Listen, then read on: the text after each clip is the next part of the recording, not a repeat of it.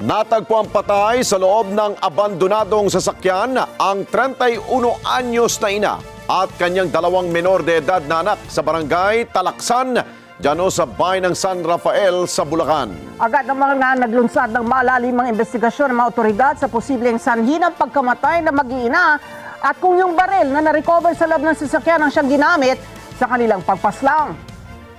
Sa ngayon ay may mga lead at persons of interest na tinitingnan ngayon ng pambansang pulisya sa naturang kaso. Report mula kay Eden Santos. Nagsagawa ng reenactment ang pulisya sa pagkamatay ng mag-iina sa barangay Talaksan sa San Rafael, Bulacan. Sa inisyal na investigasyon ng San Rafael Police, ang mga biktima na edad 31, 9 na anyos at 4 na taong gulang ay natagpo ang patay sa loob ng kanilang sasakyan sa Talahiban, malapit lang sa isang dating pasyalan.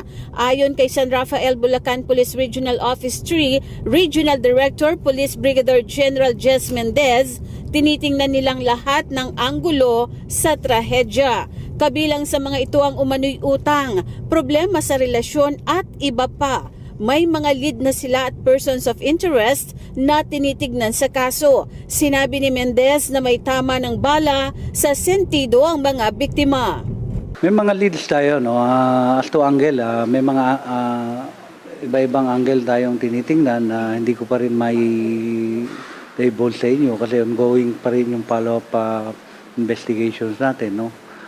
We're waiting for the results ng mga pieces of evidences na sinabmit natin sa SOC. Na-recover sa loob ng sasakyan ang isang 9mm na baril, 2 fired cartridges at isang basyo ng bala. Patuloy pa rin anya ang investigasyon sa trahedya. May mga lead tayo, no? May mga kinausap tayo, may mga in-interview tayo, may mga inimbitahan tayo. So, as of now, wala pa tayong konkretong nabubuo kasi magbe-base lahat to doon sa test na inaantay natin. Eden Santos para sa Mata ng Agila. Matatag, matapang, matapat.